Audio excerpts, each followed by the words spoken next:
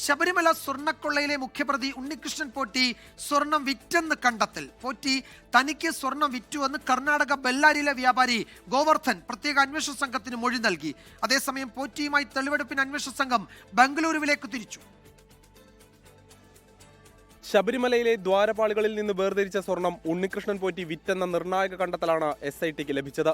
ബെല്ലാരിയിലെ സ്വർണ്ണ വ്യാപാരി ഗോവർദ്ധനാണ് ഉണ്ണികൃഷ്ണൻ പോറ്റി 476 ഗ്രാം സ്വർണം വിപണി വിലയ്ക്ക് വിറ്റത്.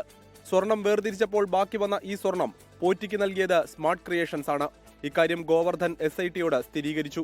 2012-13 കാലഘട്ടത്തിൽ ബംഗളൂരുവിലെ ശ്രീറാംപുര അയ്യപ്പ ക്ഷേത്രത്തിൽ വെച്ചാണ് പോറ്റിയുമായി പരിചയപ്പെടുന്നത്. ശബരിമലയിലെ പൂജാരി എന്ന് പറഞ്ഞാണ് പോറ്റി സ്വയം പരിചയപ്പെടുത്തിയത്.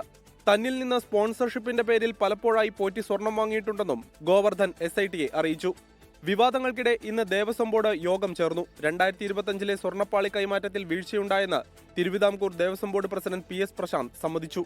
സമസ്ത ഉദ്യോഗസ്ഥന്മാരുടെയും ബന്ധപ്പെട്ട ഉദ്യോഗസ്ഥന്മാരുടെയും സാന്നിധ്യത്തിൽ കൃത്യമായ മഹസർ തയ്യാറാക്കി 22 കിലോഗ്രാം ചെമ്പ്, അതിൽ 281 ഗ്രാം സ്വർണം എന്നൊക്കെ മഹസർ തയ്യാറാക്കി വീഡിയോ ചിത്രീകരണത്തോടുകൂടി സുരക്ഷിത വാഹനത്തിലാണ് ഞങ്ങൾ ചെന്നൈയിലേക്ക് കൊണ്ടുപോയത്. പക്ഷെ ഒരു വീഴ്ച പറ്റി. എന്താണ് വീഴ്ച? സ്പെഷ്യൽ കമ്മീഷണർ അറിയിച്ചില്ല. അതൊരു വീഴ്ച തന്നെയാണ്. ഇതിനിടെ പോറ്റിയുമായി തെളിവെടുപ്പിന് SIT ബംഗളൂരുവിലേക്ക് തിരിച്ചു. ബെല്ലാരിയിലെത്തി വിറ്റ സ്വർണം വീണ്ടെടുക്കാനും ശ്രമിക്കും. ഒപ്പം ചെന്നൈ അമ്പത്തൂരിലുള്ള സ്മാർട്ട് ക്രിയേഷൻസിലെത്തിയും തെളിവെടുപ്പ് നടത്തും. ഉണ്ണികൃഷ്ണൻ പോറ്റിയെ തിരിച്ചെത്തിച്ച ശേഷം മുരാരി ബാബുവിനായി അന്വേഷണ സംഘം കസ്റ്റഡി അപേക്ഷ നൽകും. 24 തിരുവനന്തപുരം.